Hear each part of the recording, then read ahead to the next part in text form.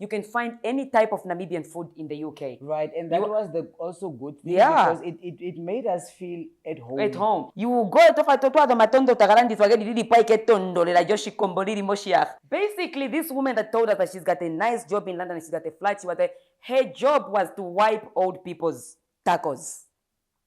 It's a bit harsh. It's the truth.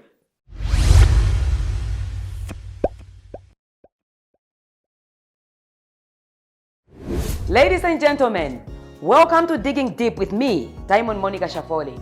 On this channel, we discuss real life stories from real people. This is a judgment-free zone because nobody's perfect. My guest today, she's a beautiful, lovely young woman that is my best friend. I will not say her name. It is what it is.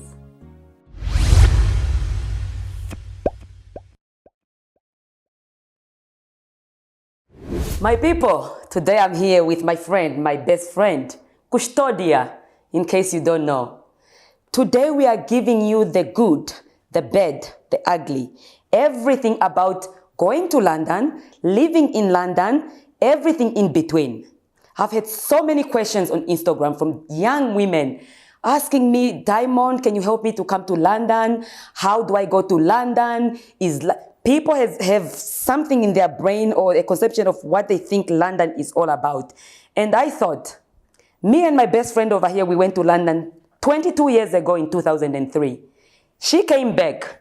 I still live in London. So I want you to hear from her the reason why she came back. Me that's still living in London, we will tell you the reality of living in London and going to London. My sister. Yes. I know I forced you to come here. This girl, she's such my friend that she doesn't even know why she's here. She was like, Monica, why are we doing this? I said, don't worry. Help a sister now. I really just want to help young people out there, whoever that wants to go to London. I want you to go to London knowing what you are going to face. Because when we went to London, we really didn't know what we were doing, did we? No. Why do you think people go to London? Why do us Namibians go to London? Okay, good evening, viewers. Yes. Let me start with, okay, as I was already introduced, my name is Custodia. Yeah. And that's my best friend over there. So back in the days, I think in 2003 or in 2000? No, before 2003. Yes. Right. There was a program which was created by the British government. Commonwealth. Yeah, okay, there you go. Yes, it's Commonwealth. So this program had to do with the youth.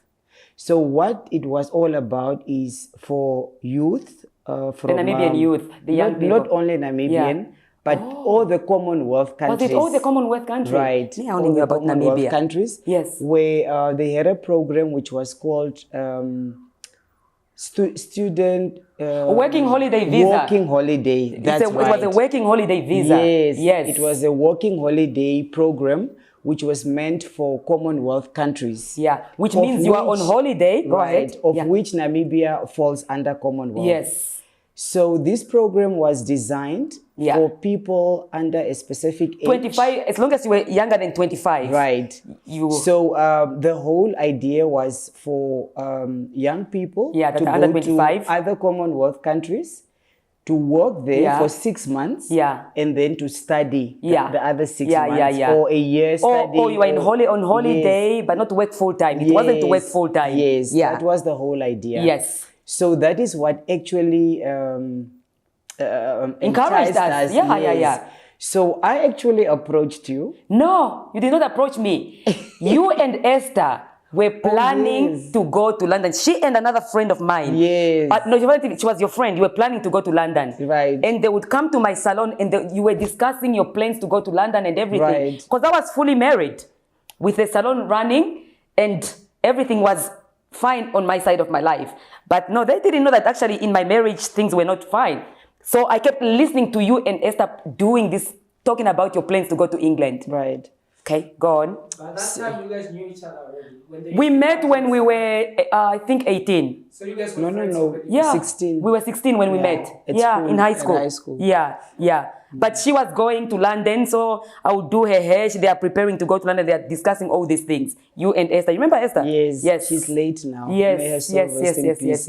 So that is basically how it all started. Yes. So Monica listening in, and obviously me not wanting to drag her with because she was a whole married woman, as she said earlier, but not knowing that she had the appetite. I'm in an abusive marriage. Yeah, me, I'm straightforward.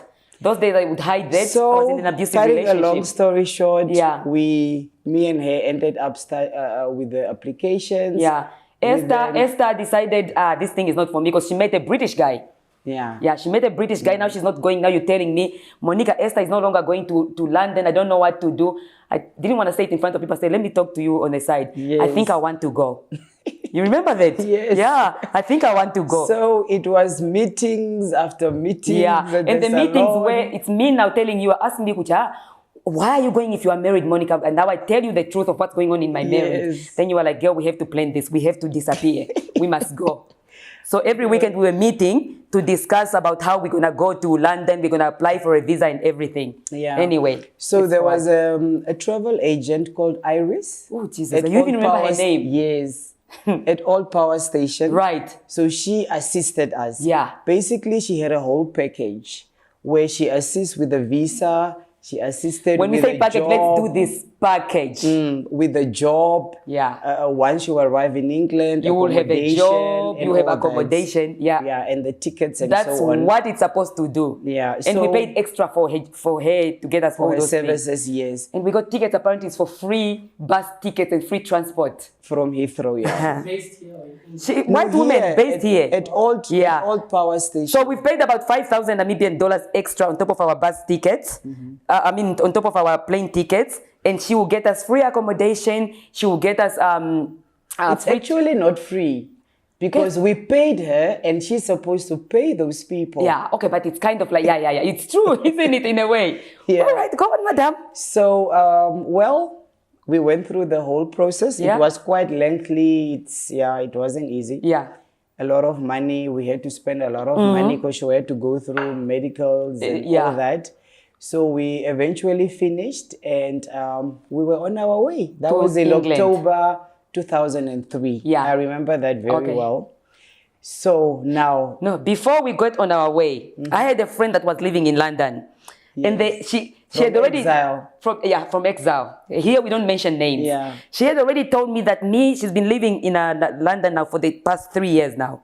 She's telling us, ladies, if you're coming, just come. I've got my own flat. I've got a beautiful job. You girls, when you come, I'll pick you up from the airport.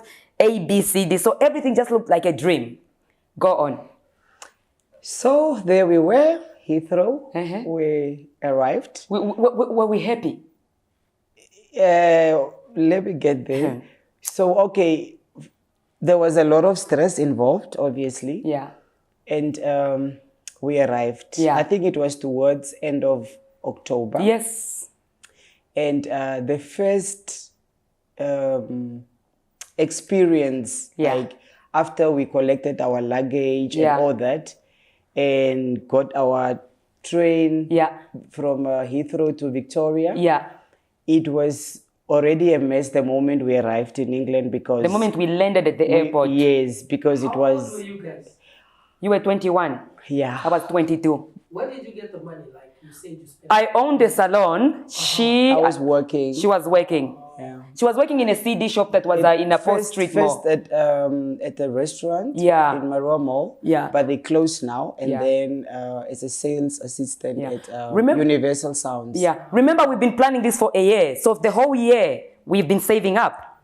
So and family also helped where they could. Yeah. I know my dad contributed. Yeah. So I was married to a white man, so he only thought I'm going on holiday. That's exactly what the story was. I didn't tell him that I'm not coming back. You cannot tell a man that, he thought I'm going on holiday, so he gave me some money because I'm going on holiday. Okay. So back in the days, which I see it's not being done anymore, Yeah. you had to buy traveler's checks. Yes, when you're traveling. Yeah, so you take your money and you convert it into checks. Papers like checks. I think from Western Thomas Union, Cook. Thomas Cook, Thomas Western Cook. Union, Yeah. etc. Yeah. So you give them hard cash and then they give you checks. A little book with their checks. Yeah. And when you get there, you go and change because you don't have a bank account yet, so you cannot go to Yes. London with just cash. Let's Cash. say I had about 25,000 Namibian dollars then. Yeah. Yeah. And I think which was 23 2,300 pounds, something like Yes. that. So we bought our traveler's checks and we arrived. Yeah. So when we arrived in England, when we went to our friend's place, Yeah. in Cricklewood. Yeah. I still remember that town. Yeah. When she just opened she had a hand luggage, which was You're a remembering. bit too big. Yeah. The little So suitcase was a little bit too big. As we were walking towards the plane, I think one of the air hostesses Yes. told her that this is too big for Yeah, hand we luggage. have to check it in. So you have to check it in. So it's And I forgot that my traveler's check were all her personal things were literally in that little bag. bag. Yeah. So it was Windhoek, Joburg, Heathrow. Yeah. No? Yeah. Yeah. And we Like were that. so happy. We were very excited. Because you know why we were excited? The image that we had of what London is, what we've been sold, what we've seen on TV. My friend, we are going to London. So, Yes. Don't remember when we were passing by the airport that we are walking, we think we are supermodels, ne? You know how like doing a catwalk in Johannesburg airport. You remember the outfit of the day? Like, what were you dressed? I think tracksuits, because remember it's cold. Yeah, when you are traveling, we know that it's going to be cold. It's going to be, it's like mid-winter on the other but end. in our head, we had this image that every black person, as long as you are cute, you are going to be a supermodel. Yeah. So we thought we were going to be supermodels. I remember being at the Johannesburg airport. We went to this little Nelson Mandela shop, whatever. We are shopping. We actually believe that we are going to be Naomi Campbell. We think we are going to be supermodels, I swear to God. Remember that? True. Yeah. So, when we arrived... Yeah. Kesula, can I just cut you down there? I want to find out, what did you think England was going to be like? What was in your head? Better than Windhoek. Okay. You gotta give me more. Of course, No, it's London. I thought it was going to be better. Yeah, for sure. Yeah. But like, to what level? Honestly, I was just ready to see what was being served. Yeah. So anyway, when we arrived there,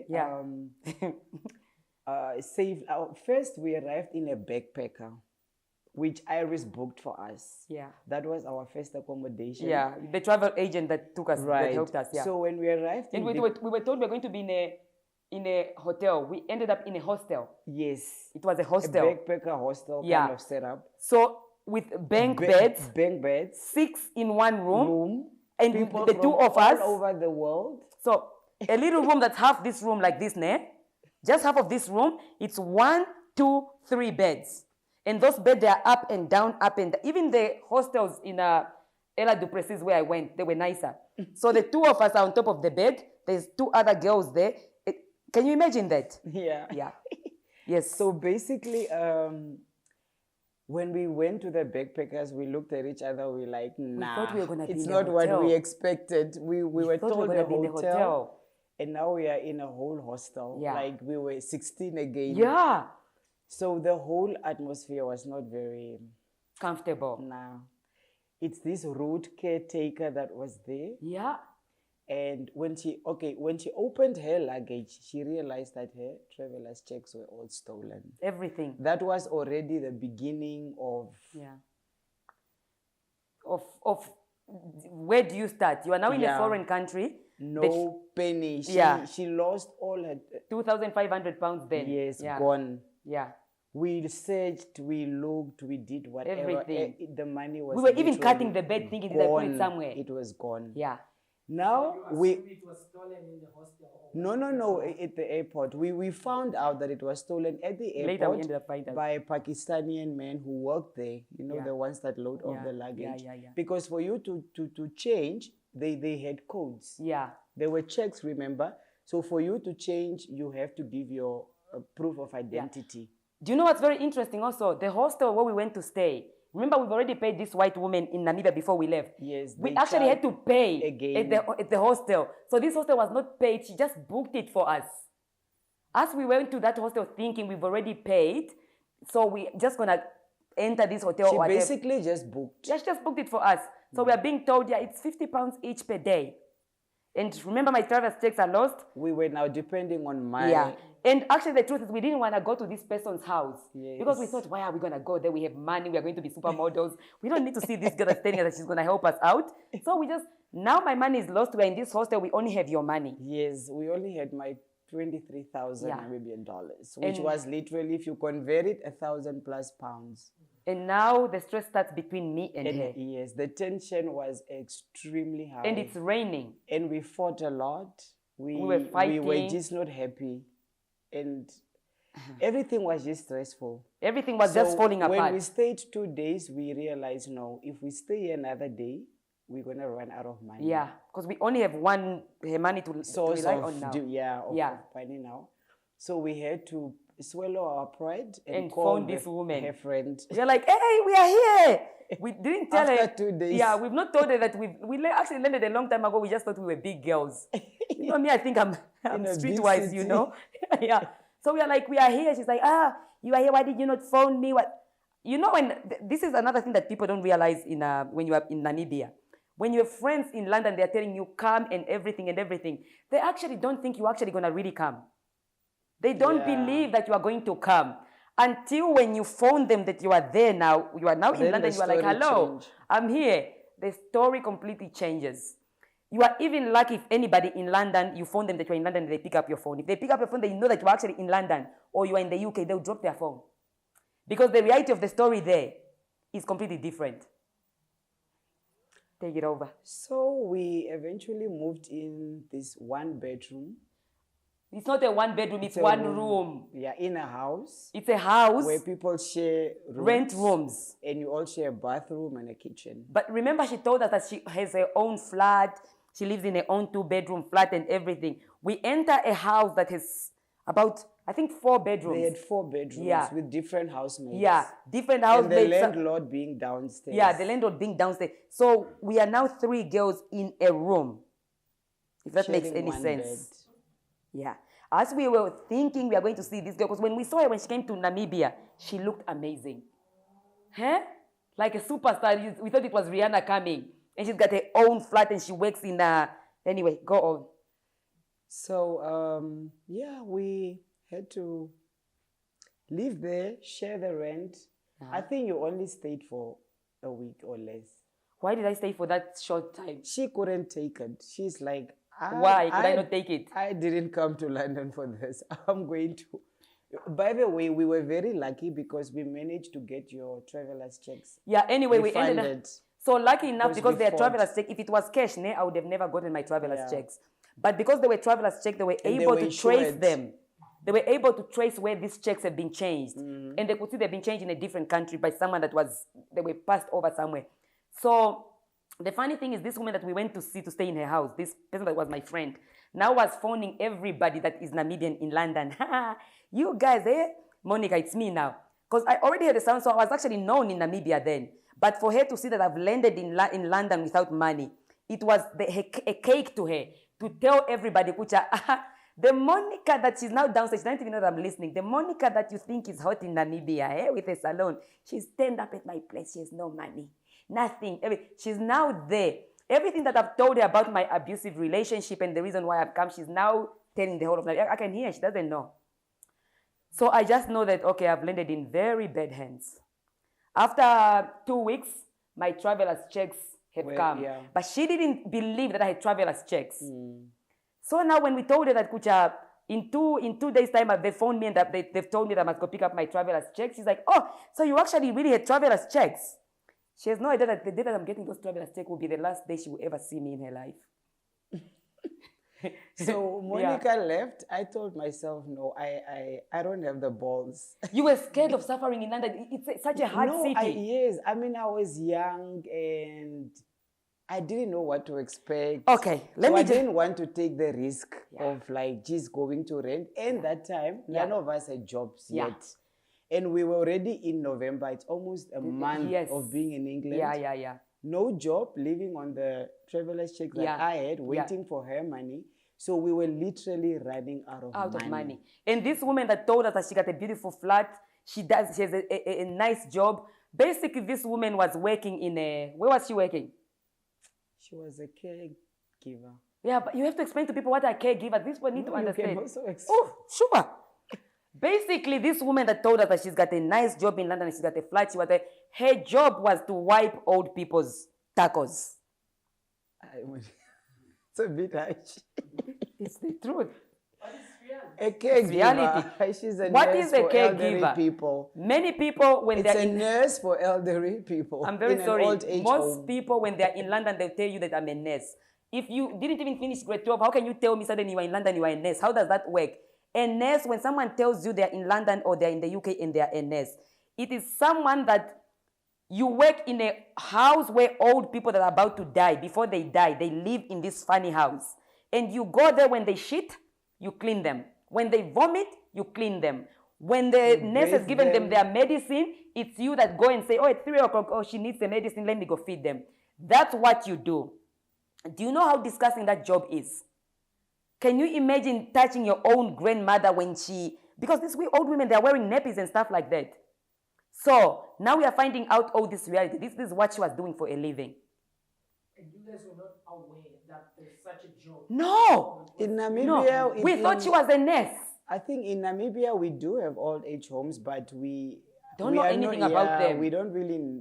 We have never encountered somebody that worked there. Our grandmothers don't go to places like that. And we don't know what they really do. But okay, it's an old age home where old people are taken care of. They are vulnerable, so obviously they need a lot of help.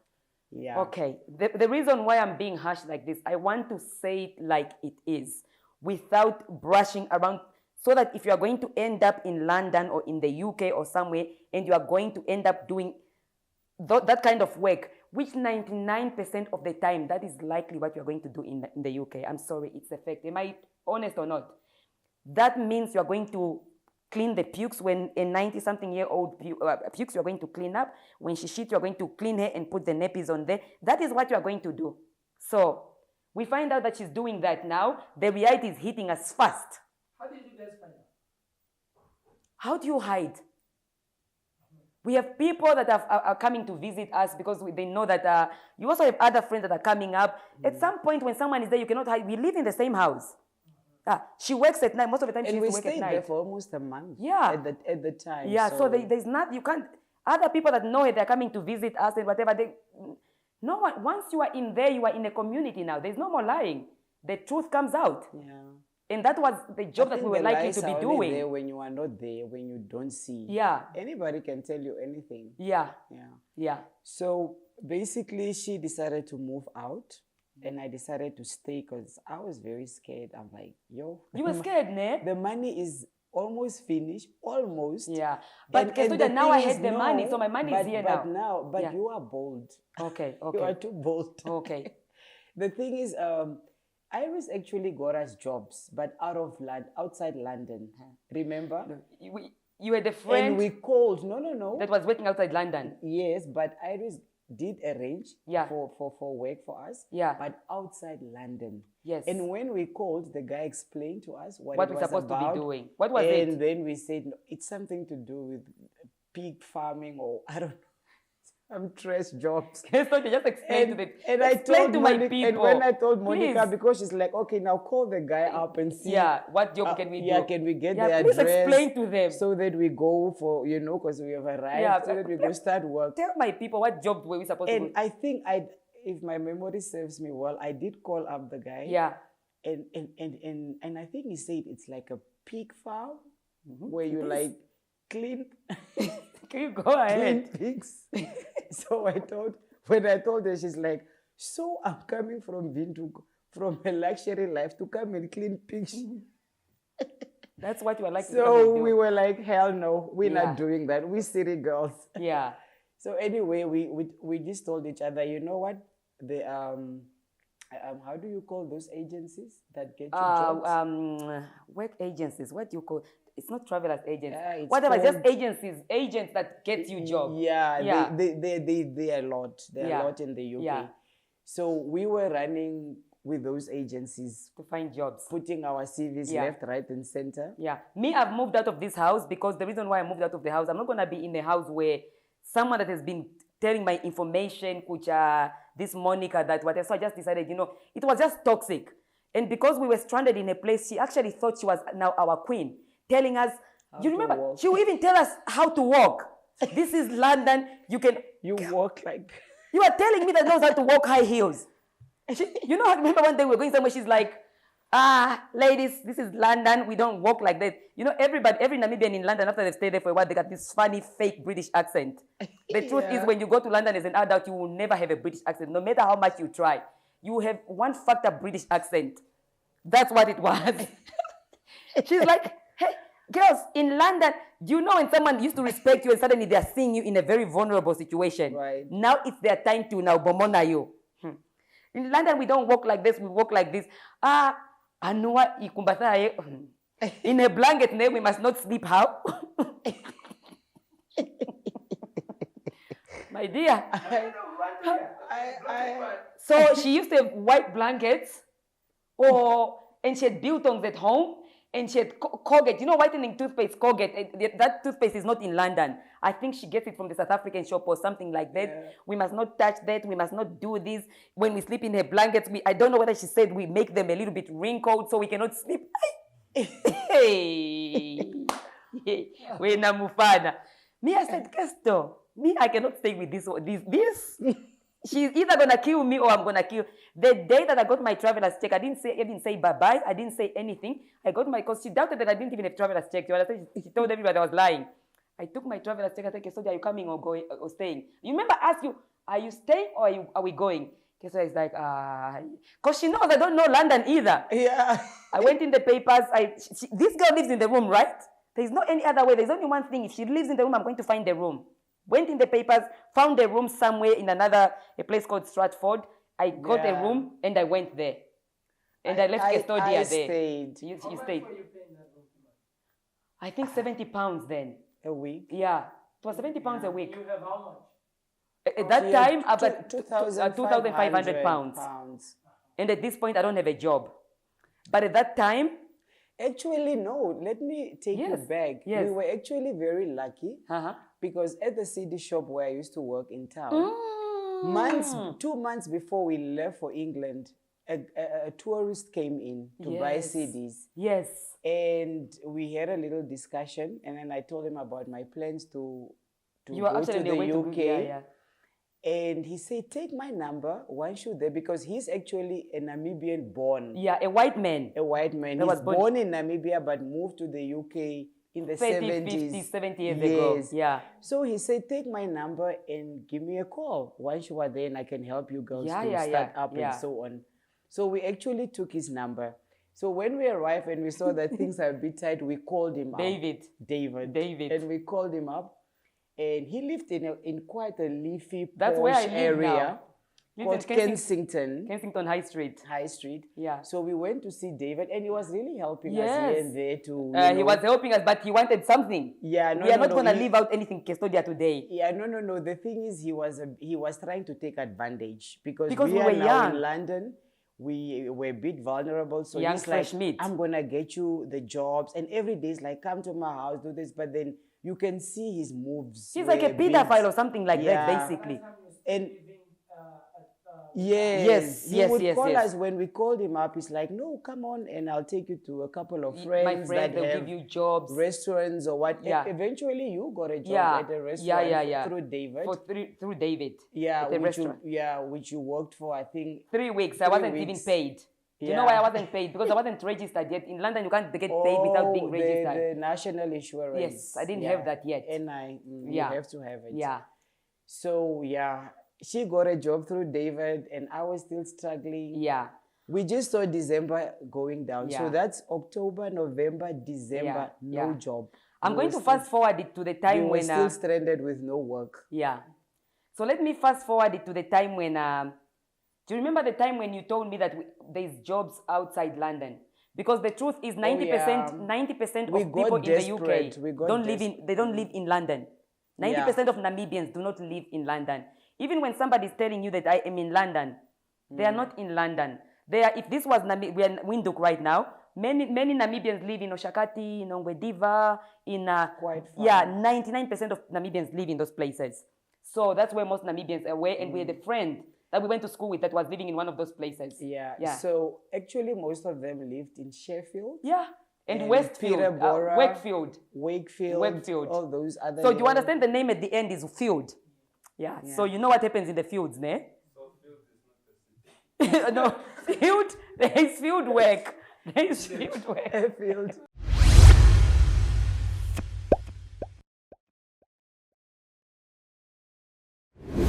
Anyway, let me just have a drink, eh?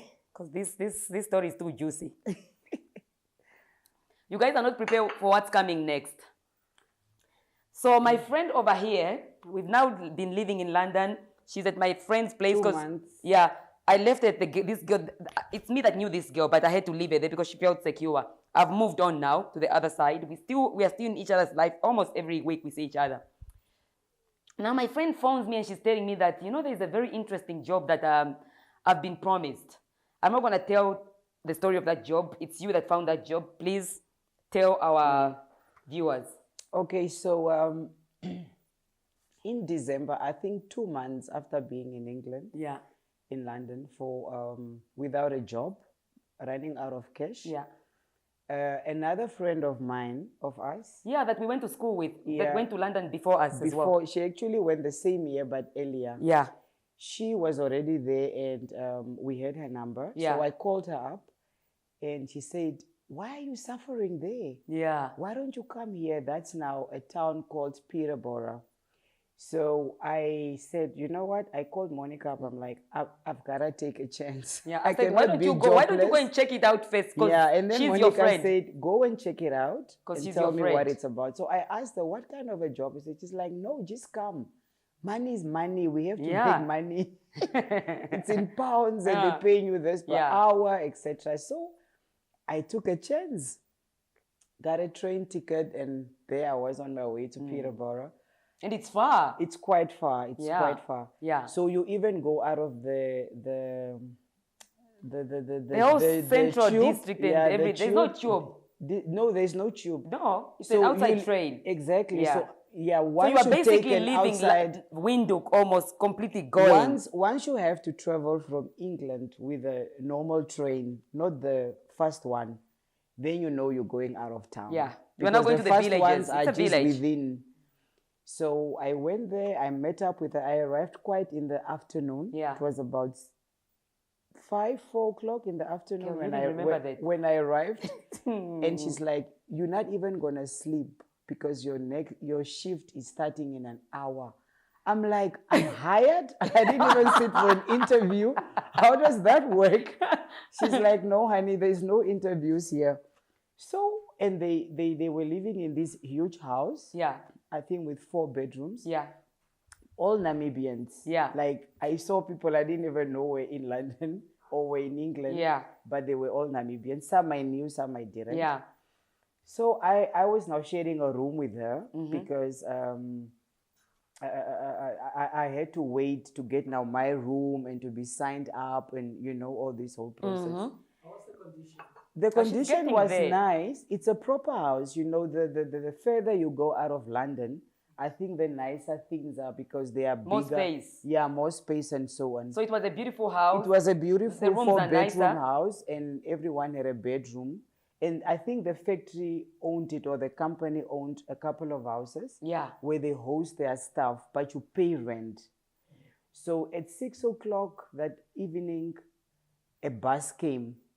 When the bus came, she's like, before the bus arrived, she's like, it's 10 minutes before the bus comes. Then she brought me some boots. I'm like, the chupas. And I'm like, what are these for? She's like, and then overall, I'm like, what the hell? She's like, put this on, the bus is coming. And put on a warm jacket and gloves and all. I'm like, what? So anyway, I'm like, and I'm just on the phone with Monica, like, my dear, I'm you now don't putting, want to know. I'm now putting wearing on some chupas, you know, those black chupas, you know, those. Yeah. So the bus came and we got on the bus. It's now male, females. We picked up another group and another different, house. stopping at different houses. All different. Yeah, and people, yeah. Africans or No, they're all Namibians. No, it was Hey. Africans, Okay. Asians as well. Okay. And South Americans. So, I mean, no British in there? No, not Okay. one. So I was very like, okay. And I'm like, where are we going? She's like, to work. You have to start work. I'm like, I didn't even rest. What type of a job is it? No interview, no contract, nothing. So I got on. We arrived at this factory, which I now realize we're in a factory. Got out, and the moment I stepped feet in there, it was ice cold because of the air cons and all that. And it's already freezing outside, imagine. Yeah, London is cold. And you're supposed to not wear your own clothes, but you know, those the uniform. the uniform. Yeah. It was so icy. Like, I literally started freezing from the moment I put my feet in there. And I'm like, can they at least slow down the air cons? Yeah. So I was now waiting for somebody to direct me as to what am I supposed to do? Yeah. My friend was the one directing me. She's like, okay, follow me. On the phone? No. She was with you? She was working there herself. Yeah. She's like, follow me. This is where you're gonna stand. This is your post. And we like lined up, and it's machines and stuff. And I'm like, okay, so what am I doing here? She's like, okay, you see that machine? Actually, what they were doing is to pack cat food. Kit Kat. It's called Kit Kat. It's cat I'm sorry food. that I'm laughing. So I'm like, she's like, so when the food is processed, then it goes in there's a machine with a packet, then it goes in, the machine puts the food in, then it moves to the next station, and then it's closed, and then the next station, and then you pick it up but it's exported to European countries, because I think it's more for Germany. Okay. Because it was written in German. Right. But it's called Kit Kat. So you went to a Kit Kat factory. With this cute cat on the packages, and I'm like, okay. So after the whole process, I was now standing there to take the food from the machine to pack it in the boxes for them to seal it and then ship it was now. It lasted for like 3 hours. And remember, you were coming from Namibia. I couldn't take it. I'm like, I want this to end. I really want this to end. So 3 hours came, and then it's like break time, and we went outside. I'm looking at her. I'm like, I can't do this. Because your job in Namibia was nicer, ne? I already told her, I can't do this. She's like, her job in Namibia was nicer. She's like, are you stupid? You are in London. What else do you want to do? Even if you had a degree, you would not have a job because the competition is too tight. So this is the only way for you to survive. I'm like, I'm not doing that. I'm going back to London tomorrow. I'm not doing that. She wasn't wrong, actually, because even if you leave Namibia with your degree, your doctorate, your whatever, if you go to the UK, that is the type of job you are 99% likely to do. Because your degree in London is... Especially if you did not apply in advance Yeah, for it's the equivalent of nothing. Yeah. So, break, she said, just hold on. I asked her, by the way, how much are they paying per hour? Yeah. It was something like £5 the hour. No, not £5, £4. It was like £4 an hour. And that is excluding now your transport and accommodation, which you still have to pay from that. So I said, okay, I'll hold on. Yeah. And the next break, literally we started the shift at 6 to 6 in the morning. Yeah, it was a whole night story. And you were like in the fridge, eh? And they do shift, like if you do a month of 6 it's like nursing. Shifts. Yeah. Then next month you do the morning. Then the other month you do the night. So that is what it was. So when we got back to the house the next morning, that bus came. I couldn't wait to take off those boots and my hoodie. You phoned me. You were like, Monica, I just picked up I didn't even unpack. Remember, I just arrived. Like, I took off the boots. I looked at her. I said, you know what? You know I love you and I appreciate your effort, but I'm not going to do this. Yeah. I'm so out of here. She's like, well, go to London and suffer then if that's what you want. I said, no, I know I can get something better, but this I'm not doing. Yeah. I know it was a job you started, but it's not what they told us. Yeah. You know, we were expecting lighter and easier jobs. Yeah. Not this. This is heavy industry work. I was just 21. Come on. Yeah. So the next day. You paid for the hours that you were there. No, I didn't even care. Because she left. I did not even bother. Yeah. So the next day, I just said, where's the train station? I'm out of here. Yeah. Took my bag and I left. Never went back to Peterborough to date. Yeah. So let me tell them about the same job, very similar job that I did. So Custodia comes back. We decide, because I thought she was gonna go, then she was gonna find something for us. We're gonna move to Peterborough together. You were like, girl, no, this is not it. So remember, I was working in that restaurant that David got for me, but those people were just taking advantage of me because I don't have papers yet. So if you don't have papers, you cannot get paid. So I decided, let me go to a work agency. I don't know what they're called. No, but our visa allowed us to work. Yes, but even if your visa allowed you to work, you still need to be registered. And the documents must come before you start getting paid. Yeah. So my documents came after like 3 weeks or something like that. When they came, I decided I'm not going to go there because I really didn't like the boss. So I decided I'm going to go to the agency and find a job. So they got me a job and they told me that I'm going to be working in this school. So these people didn't tell me what kind of school this school was, okay? So they told me, okay, the bus is going to pick you up at this time with other workers. So the bus came, picked me up. I'm dressed. I don't understand. Why did they not tell us? They never tell you, Kucha, you are going to do A, B, C. This is your job. No. So I got picked up by this bus with older women. I'm only 22 that time. With these women from Nigeria. They are grown women.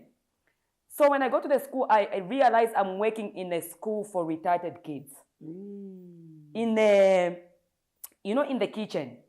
So when it's lunchtime, I have to go and get, like the food and feed them, because retarded kids don't really know how to eat on themselves. So you have to take the apron, you have to put it on them. And the truth is, I actually don't like kids. But you were not told. I was not told. So the agencies don't disclose they don't really tell you. They just say, they just call you up and say, there's a job, you want to do it or not?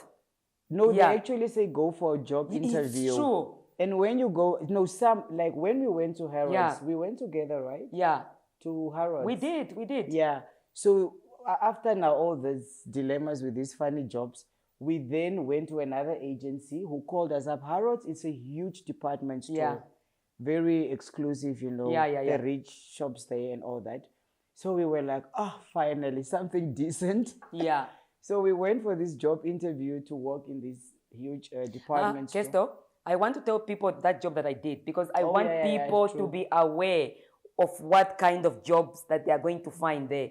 Do you understand the reason why I want us not to go there, to get back to that job? So here are kids. I was not told that I'm working. It's not that there's anything wrong with a retarded kid. Is that even the right word to use? No, Down syndrome maybe? Yeah, I'm not English, so even if I've been in England for all these years, I'm a bambo. Or disabled, or disabled, challenged. Difficultly challenged kids. Physically challenged. Those kids, you have to be trained to work with kids that are like that. You have to people that work with those kind of kids are people that they love kids. It's people that, and not only that, I'm a kid myself, I'm 22. Here I've got... I think you needed proper training. Yes. Yeah. Here I am now with, in the kitchen feeding kids with saliva coming down. And some of them they're beating you, they're slapping you. I start thinking, what am I doing here? Do you understand? What am I doing? So when I finish feeding those kids, I go in the kitchen. And the thing now, when I used to... me also, I've always liked high heels. Every time I went to the first time I went to that school, I was wearing high heels. Like a babe. Because I got this thing, I'm going to be a model, isn't it? I went to that school not knowing that, So I remember this man that used to work in the kitchen. He looked at me and he laughed. He said, he's Jamaican. My sister, I don't even want to. Wrong job for you, my sister. You know what I mean? You've got the wrong job. You got the wrong job for your shoes and your pum pum and your thing, Not good for this. When the reality hit me, Kucha, this is the type of job I'm going to have in London. So there I was, from owning a salon in Namibia that I still left existing in Namibia, because I left my salon still running because I didn't know what I was going to find. This woman that left Namibia with a beautiful salon. Yes, I've run away from my abusive relationship. That I really felt good. I was now free. I was happy. But the type of jobs that we were doing in London and what we expected, what we thought we were going to get, it's far from the thing that you are hearing about London, and the real London that you are going to get is completely different. Apart from what we were doing, especially me and you. If you're not a skilled worker. Yeah. What do 99% of Namibians do in London? We were doing this, but what do 99% of Namibians do in London? What jobs do they do? Actually, in the UK. Not in London, because they're actually not in London. They'll tell you we're in London, they're in the UK. What do 99% of Namibians do in London, in the UK? Just to go there. Shitty jobs. From my experience and what I've seen, nothing impressive at all. Mm-hmm. Nothing. I don't even recall in my stay in the UK where I met a Namibian who was doing a professional job. Proper professional job. We work in the bank. White collar job, literally. Let me put it that way. Yeah. Not once. And most of these people, when we knew them in Namibia, some of them worked in the banks. Yeah. They left jobs in the banks. They worked in insurance companies. They were now all working in factories, picking apples from some farm. Because, let me cut you there. Yeah. I think the whole idea of Namibians going to the UK or people going there is they don't look at what they're going to do. They are more focused on the currency difference. Mm-hmm. Because if you're told the pound is 19 times the Namibian dollars, that is what you have in your mind. Yeah. So you're like, you know what? I don't care. They start doing calculations before they're still living in Namibia. Right. If I'm gonna earn 10 pounds or 5 pounds an hour, and I convert it, that's $19 or $20 an hour, Namibian dollars. Then they do their math. If you're working 8 hours a day, how much is it a week, a fortnight, a month, etc. So that is what they look at, forgetting that in London, you living in London, have to live. You have to pay your rent. Yes. You have to eat. There's transport. There's you are literally living. So everything that you earn, you have to reinvest in the system because you have to live. So you are actually not doing a lot. And from myself, I'm not speaking on behalf of others. I left London with no savings. Yeah. You know how I see that story, I couldn't save anything. Yeah. Because there was nothing to save. I had a whole life to live. To live in London. Right. Yeah. So anyway, fast forward. Yeah. That's the only way I can compare that story, what you just said there, for people that live in Namibia. It's very similar to, when you live in Windhoek and people that live in Novamboland. They just automatically assume if you live in Windhoek, you make a lot of money. Forgetting that in Windhoek there's taxi, there's rent to be paid, there's everything. But when you're in Vamboland, you just think, people are in Windhoek, people from Windhoek have money. Because when they go back to Windhoek, they look a bit better than when they left. Yes. It's exactly the same. It's the same concept, actually. Yeah, same concept, yes. So fast forwarding everything, December came with no job, proper job. Yes. At least try 3 months there. Yeah. 3 months. It's not the same year. Because remember we left towards end of October. Yeah. I think on the 23rd of October, 28th, 23rd. Yeah. So October, November, December, we were still jobless. Yeah. Running out of money, everything was a bit tight. So I was fortunate to get a job, I think, end of December. Or was it early January? Yeah, it was early January. Yeah. I got this call from the agency. And they told me, no, there's an opening at a restaurant called Benihana's. Yeah. They're looking for a receptionist. And based on your resume... You have been a receptionist. Yeah, you did those type of, So I even called Monica. I said, cross finger girl, because this is at least decent. I know I'll be wearing either a suit or heels something. or And something. you know, you had an obsession of wearing a suit. Yes. You know, you felt powerful. I just want a job where I can wear. Before she even got a job, I just want a job where I can wear a suit. So I went for the interview at Benihana's, and Benihana's, okay, just to brief you a bit, it's a franchise from the States. Yeah. And their concept of cooking is they cook in front of you, fresh food. Yeah. It's teppanyaki. It's actually a Japanese kind of restaurant concept. You know, the chefs come out, you sit around the table, there's a hot plate, and the chef prepares your food right in front of you. So the moment I walked in there, I'm seeing their photo gallery. You know, celebrities of all sorts have been there, you know, because they have... It's to attract clients. It's actually a celebrity kind of, or restaurant, rich people's restaurant. Yes. So I'm like, oh God, this is all I was waiting for. All this time. All this time. Yes. So the manager who interviewed me was Chinese. And she's like, do you know that we don't have Africans working here? Because it's an Asian concept restaurant. I'm like, I know, but I'm not applying to cook. I just want to work as a receptionist. She's like, okay, well, I'll give you a chance. Woo, I breathed. I called Monica. I said, I'm getting a suit. After 2 months of struggling, I finally got a job now as a receptionist. Yeah. Well, long story short, I stayed. That was the only job I actually stayed in until I came back. When my visa ended. How was your English though? It was my Namibian English was not. My English, my mind hasn't changed. It's still the same. No, it's the same because it doesn't change. How you have been there for a long time. And my English is still the same. No, you don't, because with my job, I had to take reservations. So somehow along the line, you kind of not fake it, but you kind of talk like them. Yeah. Like you throw it in. No, let's not go there. How did I what? Because I've got some things here that I want to How did question. I do what? How did you... No, we're not getting there yet. Okay. Yeah, so... Okay. Yeah. So you kind of throw it in, you know, like when they call and you go with the flow. Yeah. You end up even speaking like them, some things, but not all of it. The thing is, they were paying me £5.50 an hour, and they pay you every fortnight. Yeah. Every second week. In England, they don't do per month. Yeah. I think now, I don't know if all the companies... it's still the same. They pay you every second week. Yeah. Because they know that you've got to leave. Yeah. You cannot wait 30 days for your paycheck. Yes.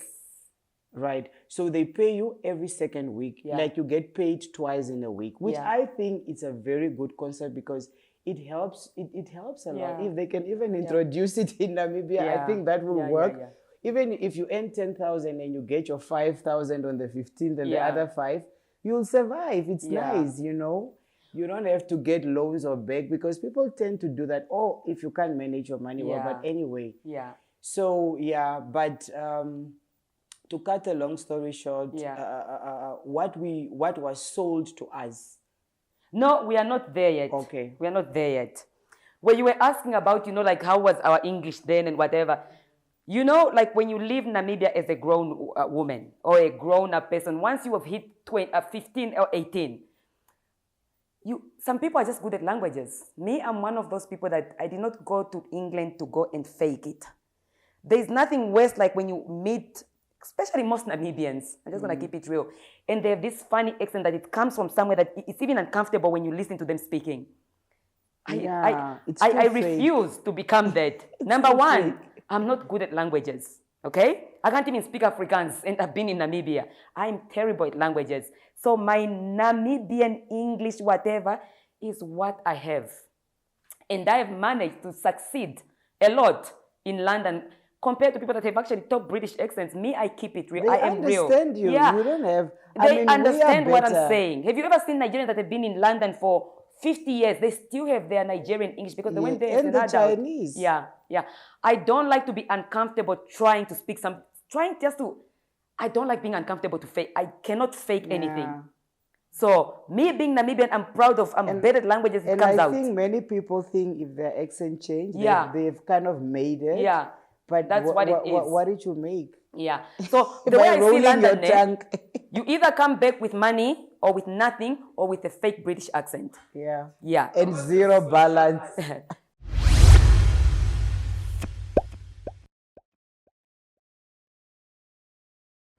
All right, my people. I know we've given you a little bit about our life stories in London. It's such a long life, but I want to cut it short a little bit for now and ask the questions that I get so many questions on Instagram, and people have questions. And I want to answer those questions. I want to give this opportunity to my friend, and I'll ask her the same question that I get from these people, and I want you to answer these questions. Right. From being honest, without even pretending, I want you to give the reality of this question. I'll try. Yeah. What are the living standards of Namibians in the UK? I'm going to answer you. Yeah. Based on my experience. Yeah. Because I know many people that might watch this show. Yeah. Might say they are saying that because that is what they have experienced. Yeah. So from my personal point of view, yeah. and what I've seen, yeah. is we as Namibia, yeah. not Africa to generalize, we are considered as a third world country. Yeah. By Europeans. Yeah. So we in the UK, and it's the first time I actually heard the word yeah. there, is we are called third world citizens. Yeah. Meaning we are, third world citizen. We know. I think that says... It's clear. Yeah, it's very yeah, clear. I think everybody understands it right now. So the living standard from what I have observed in my stay in the UK is it's not something I would approve. Because just like you mentioned earlier, you had people that had that were bankers, insurance brokers, and many other proper professions. Before estate they agents. left for the UK. Yeah. And then they end up picking cat food or cleaning pigs and old people's whatever tacos. Not. So I mean, those are odd jobs. Yeah. Which, if they were in Namibia, they would never have done. They would never do that. Yeah. So from what I have observed and seen there, I would rate it like 2 out of 10. That's how bad it is. Yeah. For me that have lived in exile, the living standards of Namibian in the UK, it's very similar to how we lived when we were in Zambia in refugee camps. That's how I rate the living standards of 99.9% of Namibians. Because if you cannot own a property... we are not getting there yet. Okay. Yeah. All right. I'll get to there. When Namibians go to the UK, do they live in the most luxurious cities of London? Are they in London? Which cities are they living? If you have to compare it to... Most of them live on the outskirts of London. Yeah. Because it's more affordable. Yeah. Accommodation, mostly. So meaning they cannot afford to live in the city? Very rare. Very rare. That answer has been answered. Why? Where are we? Do Namibians that live in the UK own properties? Do they own their homes? I'm going to be personal. Yes. But the only Namibian I know... No, you're not going to be personal. ...that owns a property in England is yourself. Okay. I don't know about others because they're not close to me or what, but you are one person the only person that I know that owns a property. But you know so many Namibians in London. Not one.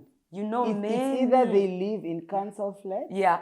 Because they have given birth there. Yeah. And they, how it works. Council flats are basically government. When you live in the UK and you have kids, the government gives you a home. It's not really your home. It's just a home where you are given to be there until a certain time. Right. Yeah. If you have kids, or if you have kids with somebody who's British. No, I think also not necessarily British. But if also people that that qualify to have permanent it just means or what? If you get a council flat, it just means you are really doing bad in life.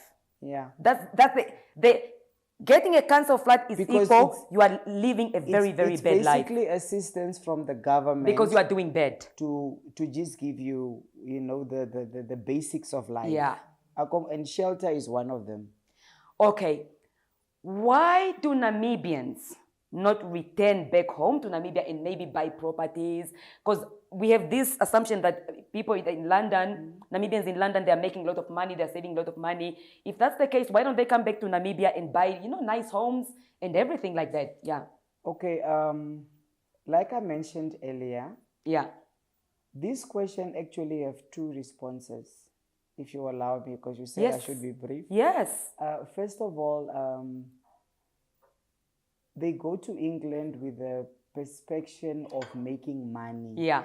And like I explained before the break, yes. is that they convert the money, forgetting that they have a life to live there. Yes. Right? Yeah. So now you are stuck where you earn £600 a month. Yeah. With a rent of 300 and whatever not. So you are left with basically nothing. Yeah. And here, back home, you are telling people what a lovely life you live. You are in England, you are what. But personally, I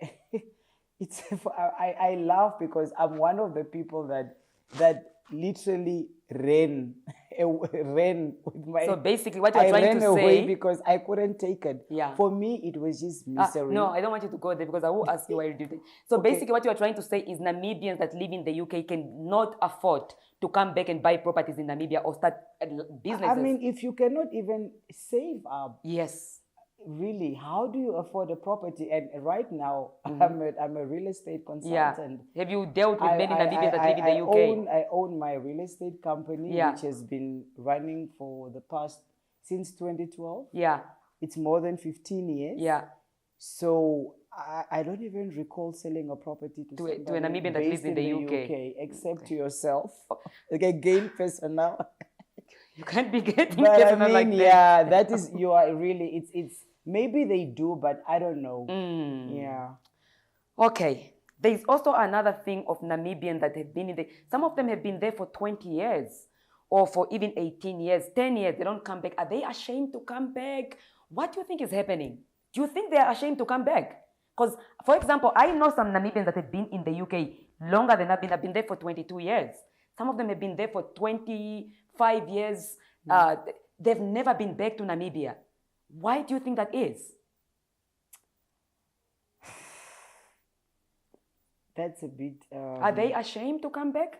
I wouldn't really conclude to say they're ashamed. Okay. But I think it has too many... Everybody has their own reasons. Yeah. And I think most of them, it's more based on... You know, when you are in Europe or out of the country, especially with us Africans, we have that mentality of saying, the moment you cross the borders, you are better off because you could cross the border. But that is not the point.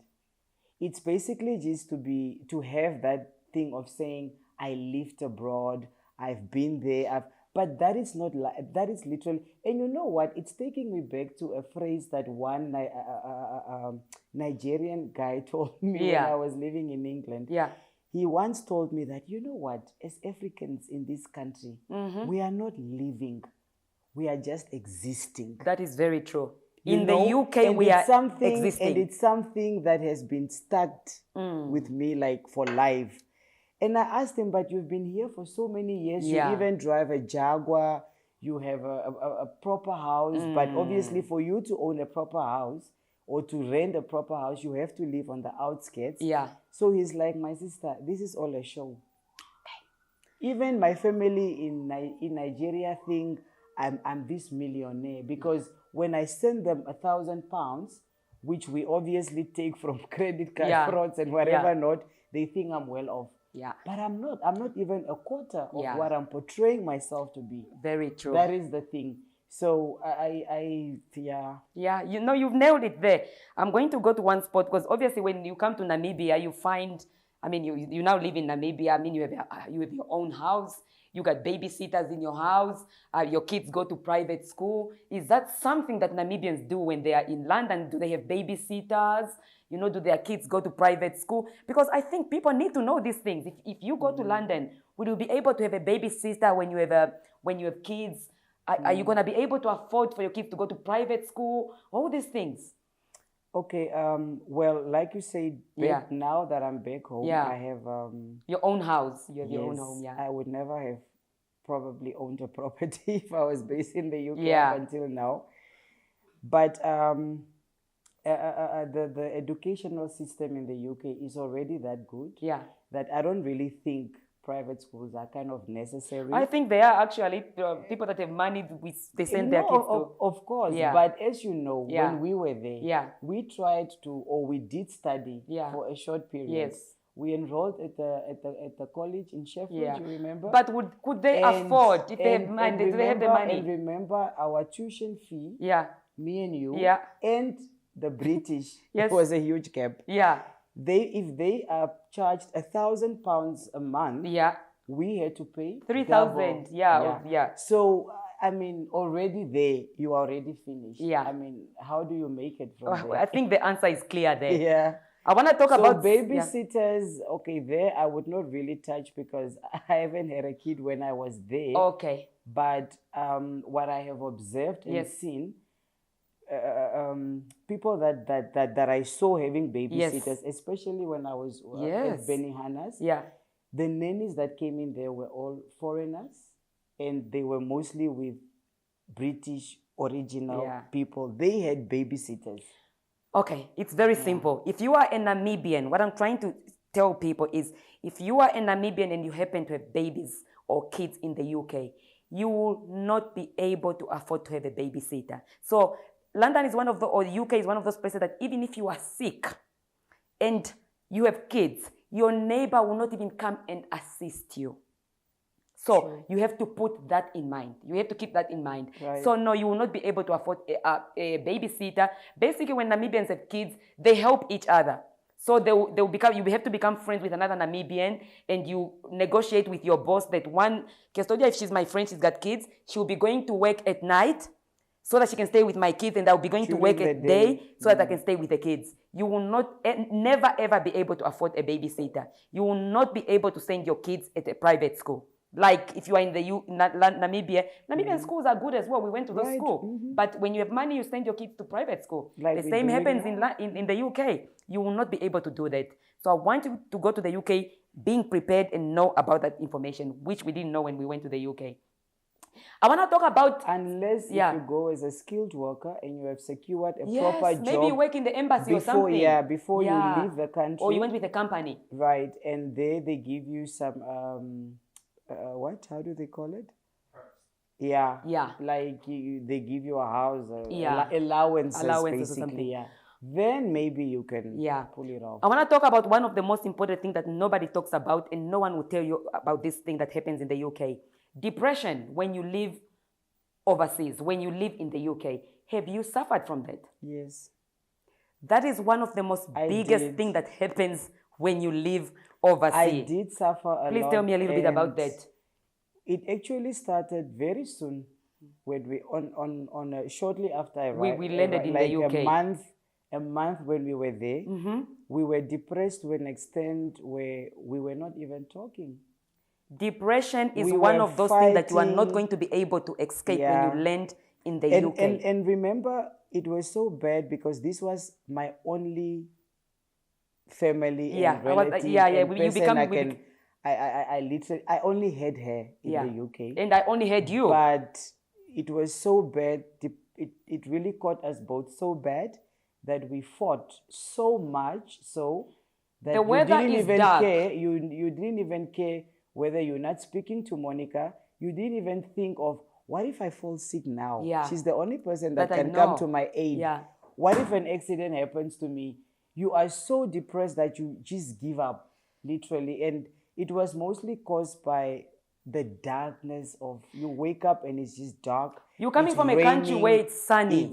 Oh no, I can't. Imagine taking a crocodile that lives in Africa, and now you are putting it in a country where crocodile needs to come out of the water to get the sun. Now you are putting this country where there is no sun. The funny thing is, probably 80% of people in the mental hospitals in the UK are Africans, are black people. And I'm not saying it's 20, I'm not saying 30. It's 80% of the people that are in the mental hospitals in UK. It's Africans. So you understand that this is not a joke. Before you go to the UK, you need to know about these things. That country is depressing. We come from a country where we are community. You talk to your neighbor, you wake up, you say, hello, me, Selima, hello, me, what. If you get up right now in England, know my neighbor, and you go downstairs and you fall down, people are busy. It's a city, it's like you are in a mine. You know, Mashwamba, when you think of someone going, akalonge kolange, they are there to work. You wake up, you go to work. If there's someone in the state that's stuck in the state, no one is going to say anything. If you fall down in the tube, waits in the train when people are going to work, everybody is going to just climb over you, they continue going. Life goes on and goes on very fast. And it's taking me back to an incident that happened on the tube. The tube is the underground train. Yeah, the train that takes us throughout London. I was eating, I think, sweets. Yeah. I had a packet of sweets. And there was this British lady with her daughter right across me. Yes. And the little girl was staring at me like she wants those sweets. So I kind of stretched my hand and give her to take. And this lady just fumed at me like, how dare you give my child the sweet? How do you know she's not allergic to this? I mean, in Africa... we just... you walk in the train and everybody's smiling. But it was a whole commotion. Like, she was It is really like that. You shouldn't give... You don't just give my child... It's true. You don't do that. You just don't do that. Because if anything happens to that child, you are responsible. Yes, and imagine us coming from a very close-knit community. We are like... Yeah, we are happy. You know? You walk in the bus, you say hello, hello. You walk in the train, nobody smiles, nothing. You actually give your packet to the person next to you of sweets and they pass it on and everybody takes a sweet. Yeah. You don't do that. Yeah. I've lived a very lucky, I will not call it that I've really worked hard. I've lived a very lucky life in the UK. But I still suffer from depression. This is the reason I'm probably one of those people that's lucky enough to keep coming back. The moment depression hits me, I pack up my things and I come to Namibia. So whenever you see me coming to Namibia, it means I'm suffering from depression in the UK. Depression is real. One disadvantage. Yes. All right, let me go to the next question.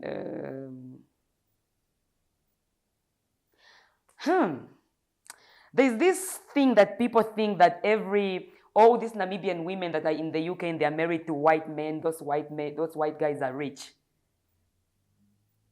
I want you to go talk about what you guys think. Don't you just automatically think, she's in Europe, you see a girl, she lives in London or she lives in the UK, she's married to a white man, you see the buildings, automatically in your head it clicks. Everybody think when a Namibian girls, they are in the UK, they're married to a white man, the white man is rich. What do you think? I totally disagree with that because remember, you are in a country which belongs to British Caucasians, if we have to call it that. Yeah. So they are the majority. Yes. And there are basically two reasons or one reason why mostly an African would marry, especially now those that are there. Yeah. For love, I would say is 1%, and that's the reality. And I'm speaking from what I have seen. Yeah. For love is maybe 1%. Yeah. But majority of, especially they marry in England. Yeah, when a Namibian girl goes and suddenly... If you meet in your country of origin or elsewhere, it's something else. You might say it's probably love because, Okay, it could but be are those otherwise, guys rich that we are married to? Yeah. But these, mostly the reasons are for citizenship. Yeah. And thinking because once you are a citizen, you better your life. You have more how should I say? You have more things. Yeah, the government get the papers easily and everything, and the council things that we are talking about. Yes, benefits, you get all the benefits. Yes, that's the word. Yeah. The benefits are more if you are married to a British resident. A permanent resident. Yeah. So and from the British people that I have seen, I have met very extremely rich ones. Yeah. And middle class and poor and white. So most of them that marry these Africans are not very well. They are all not even close to wealthy. Okay.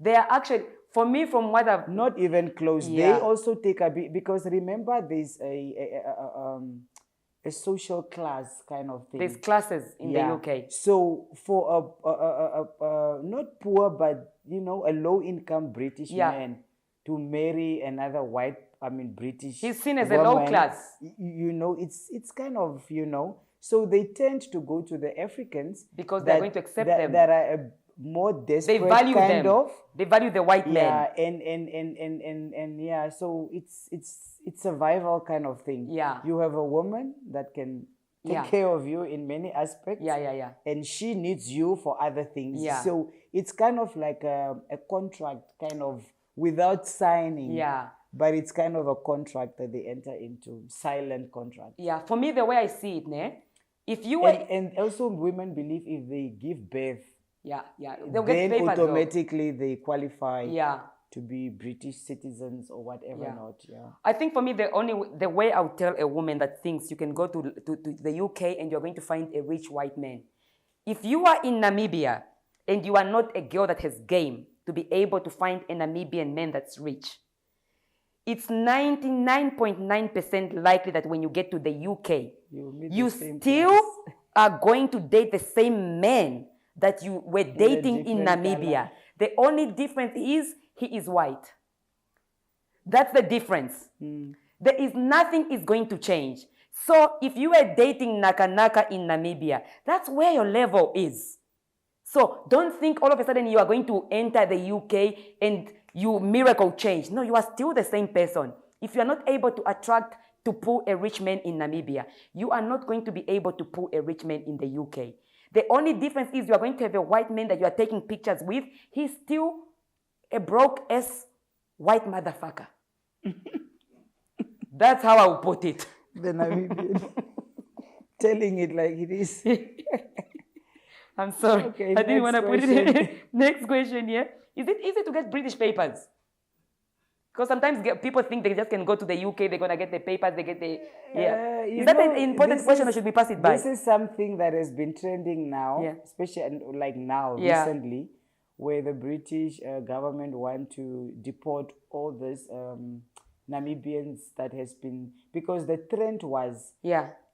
They go to the UK and upon arrival, and when I say UK, it's not only England. We're talking about Scotland, Ireland. They all fall under the United Kingdom. These days, they actually just go to Scotland because that's the only place where you can get because they are not yet exposed to this thing. People mostly were going to England, but they were not exposed. Remember England, Ireland, Scotland, these all fall under the Now, when they say they're in the UK, they're actually in Scotland. Right. That's where they're claiming asylum. Yeah, but then UK was... Ireland it's all... So it's this kind of thing where... I think one person got it right one time. Yes. And then it went viral. And then two came through. And the way they do it is so interesting. Like they arrive at the airport. This is what they do today. The moment you arrive at the airport, you tell the immigration officer who's looking at your passport, like, I'm here to seek asylum. And immediately when you say that, according to their law, what I heard is that they are not allowed to send you back, but to take you in and to question you why and whatever. They even give you a council flat and they give you an allowance per month. Until your application is approved or declined. Which can take a year. That can take years, 1 or 2, 3 years. So that is what they've been doing. So I honestly think they're taking advantage of the system because being a Namibian, not that I'm speaking good about my country, yes, we have our downfalls. Nobody and no country is perfect. Our country is one of the best countries, I must say. Exactly. You cannot come from Namibia and go seek asylum. We are not... There's no war. There's no war. And like I read in the paper on Friday, somebody in the UK, one of those that are now contesting that no, our government is not doing much, and that they don't have work, the education, what. It's yourself. Girl. We are all Namibians, you know. Let's leave that to the government to deal with that. Or give you housing or education is, by the way, free here, except for tertiary education. But you cannot blame government for no food and no accommodation. You had the opportunity to do it yourself. Here we are, we're all doing it for ourselves. I have the last question before we even finalize. I have the last question. I don't agree with those asylum I want people to know, are British people racist? I haven't experienced it personally. I only did once when I went outside London and this guy kind of shouted something very racist, which I don't remember and I don't care. Yeah.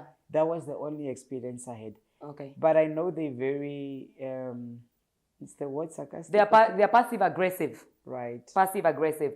For me, you know, when you look at a Boer, if we're in Namibia, a Boer would tell you, or maybe a Russian, you will know straightforward that they don't like you. They'll just tell you, you are black, don't touch my cup.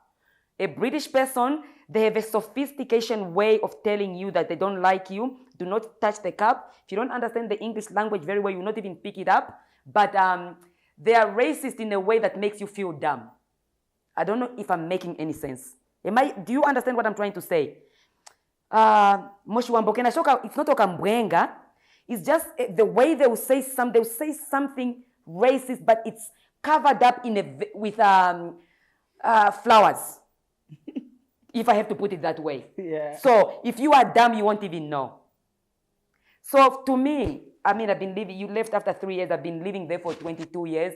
Are British people racist? Yes, they are racist. And when it comes to work in England, there is a systematic way that is designed that if you are two of you, one is a black person, all right. Or if you are two of you and one is a black person and one is a white person looking for the same job and you will be employed, you will be paid different salaries. You won't even know. So it's not something that is spoken. It's not something that's out there. It's just automatically designed. So yes, British people are racist.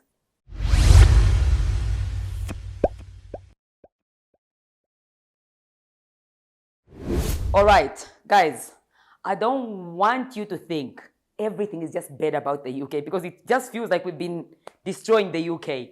There are some things that I think they are good about the UK. And I'm not going to talk about that. I'm going to ask my friend here, Custodia. I'm starting with you. I will tell them also what I think that's good about the UK. What is it that's good about the UK? Are there some things that are good in the UK? Okay. I loved the fact, what I liked about the UK is the fact that I had to get exposure. Something I would have never gotten should I have not traveled to the UK. Yeah. So I'm kind of grateful that I took that chance and that I had the opportunity to get exposed internationally. Yes. Because my experience of living in the UK was more like living in the world because it's so diversified. Yes, very much when it so. comes to races, you know, you've got everybody from all walks of life. Yes. They are all there. They're literally packed up in that little island. Yep. So I met the whole world in that small everybody. island. Everybody from every part of Africa. All walks of life. Yes. Not only Africa, I mean global. Everywhere.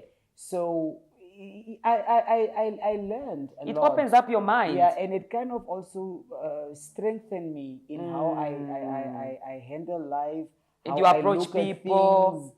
And I really learned a lot. So I'm very grateful that I took that chance. Yes. Even, I mean, sometimes in life you have to take risks in Yes. order for you to learn. Food is cheap.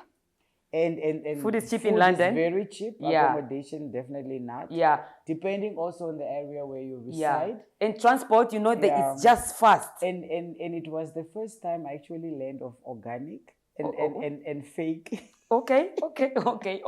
Because remember when we first got there, we didn't care. We would shop at Tesco. No, we didn't even know that they were fake food. Yeah, not fake, but I mean like fast processed. Yeah. So food. Tesco was one of the shops where you get your fast food. So the food is cheap. Not fast food, but I mean food that was cheap, but not organic. Yeah. And then you have shops like Marks and Spencer's. And not only, don't forget that you can find any type of Namibian food in the UK. Right, and that was the also good thing because it made us feel at home. At home. You can find because Matangala. South African shops that catered for... Even Oshingali. You can go to the market, you find... already with the things off. Remember, we are Africans. Yeah. And somehow we have the same kind of... type of food, cooked differently. Matangala, you find it Monica there. Monica took me to Brixton. Brixton is an area in London where the Jamaicans reside. Yes. Mostly Jamaicans. And I felt like I was at single quarters. Yeah. By the way, guys, if you thought they have everything from trotters to goat heads to tribe. to everything that you can imagine. And we also have goat tondos. Guys, yeah. the Middle Eastern people, the Middle Eastern people, they eat. You go to the matondo tagarandi swagedi didi paike tondo le la joshi komboli moshiach. Jafa da kaka mana tangunga he na jomo jiti. Okay, I didn't see that. I every day I saw that.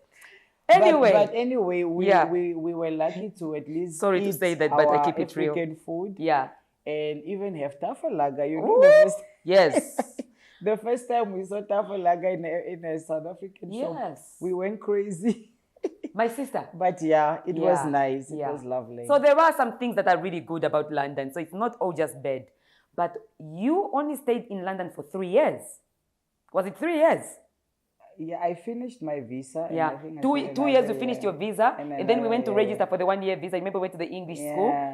So you stayed 3 years. Yeah. Why did you decide to come back to Namibia? She actually ended up leaving the UK. You were convincing me to not go. Yes. But please tell me, what did you, if you can make it shorter. Like you mentioned earlier, depression was one of them. Yeah, depression. I'm not very good with cold weather. Yeah. So I hated the coats, the boots. I just hated the weather. And I sometimes I felt like a slave. You were a slave and I was a slave. And all Namibians in the UK are slaves. Work. And the little time that we had was when we had a moment to go out to West End. And just West End is like coming to town.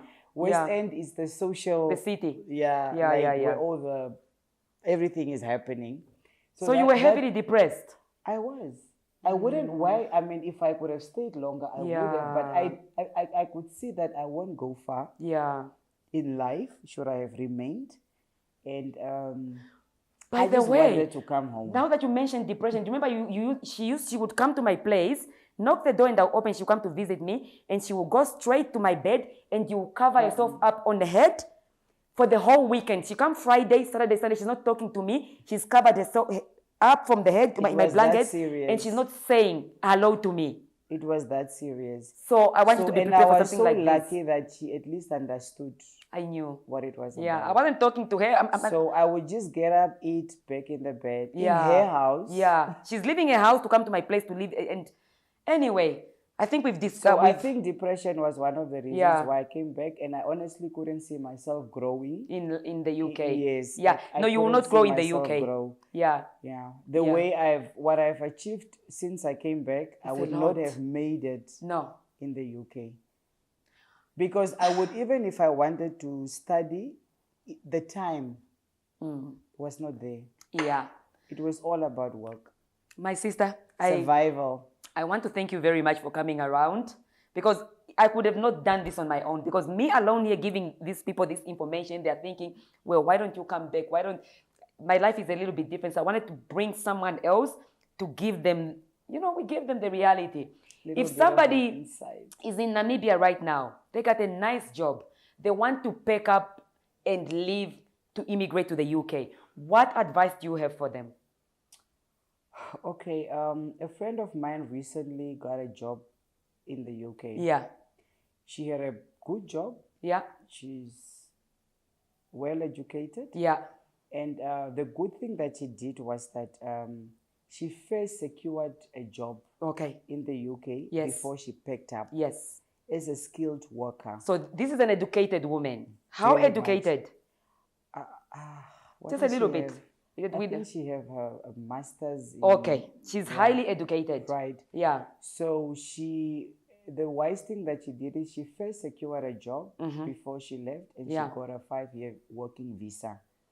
So I would advise, if you would like to pick up and go to the UK, England or anywhere else, make sure you secure a job before you pick up and leave, and you have a proper work visa. So they must go with already a visa in their passport, and the company that you are applying from must be able to help you with the support documents, because some companies will offer you a job, but they're not supporting you in obtaining your visa. And in her case, the company assisted her in getting her visa. That's the support. She's just 1% of the people that will be able to. But remember, for you to do that, you need to be a skilled worker and academic. What about real people? People that are going to the UK actually are the real people that don't have academics. It's because people that work in the salon. Life. Yeah, what advice do you have for those people? They think going to the UK or elsewhere is gonna better their lives. Yeah. But in reality, it's not like that. So, you know, these people that just have the salon, they leave the salon like I had the salon. We are not academics. We cannot be employed. The people they think they're going to claim for asylum and get documents. What advice do you have for those kind of people? That is where we are right now. Yeah. I mean, that is what's in the papers now. Tell them something, please. The British government is tired because you cannot.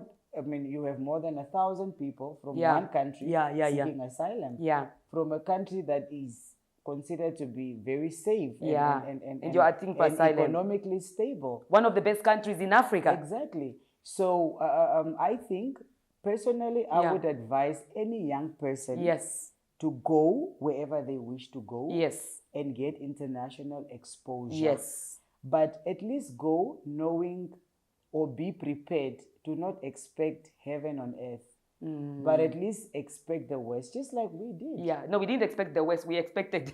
Yeah, but I mean, like you cannot expect heaven on earth. Yeah. But exposure, international exposure, is something I would advise the youth to do. Yes. Yes, you go for a year or two and you come back. Yeah, but be prepared. Because then mentally you'll come back also looking at life and things differently compared to the stage that you were before you left. Because remember, you are meeting literally the world. Yeah. Right?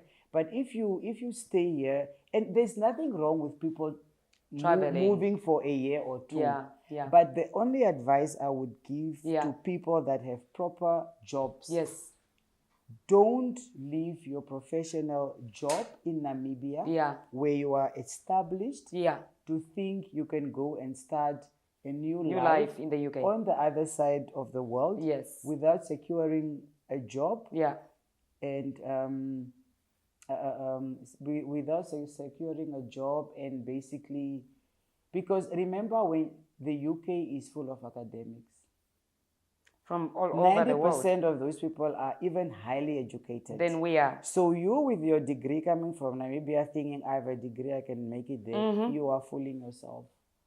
You will end up, even in Namibia, we have people with degrees, and but they don't have jobs. Yeah, they are literally doing jobs that do not fit their whatever they qualify for. Exactly. Yeah. Now imagine you are going to a world where people are highly educated. Yeah. And their educational system Please, I want you to tell those people accommodated. Yes. Compared to you coming from a third world country with your degree, and you think you're gonna make it. Yeah. It's really not the reality. But exposure, I want you to get. Yes. Go out there. I mean, if you have a proper job or you have secured a proper career in Namibia, why don't you just go for holiday? You know, take a holiday and visit the world if it's the world that you want to see. Because imagine moving to the UK at 30 years. Yeah. From 30. Leaving everything, sold your house if and you going had to start one, over. Left your job if you had one, to start over at 30. You are making a mistake. My people, I need to say no more. She said it all. The reason why I wanted to bring up this topic is not to put anyone off to go to the UK or anything like that. I wish I had this information before I went to the UK. And because I never had this information, I thought it's time for me to give you guys this information and know what you are going to face when you go on the other side. Right. So please, you have the information, take it in before you pack up and go to the UK. Watch this video and learn. Until next time, we'll see ya.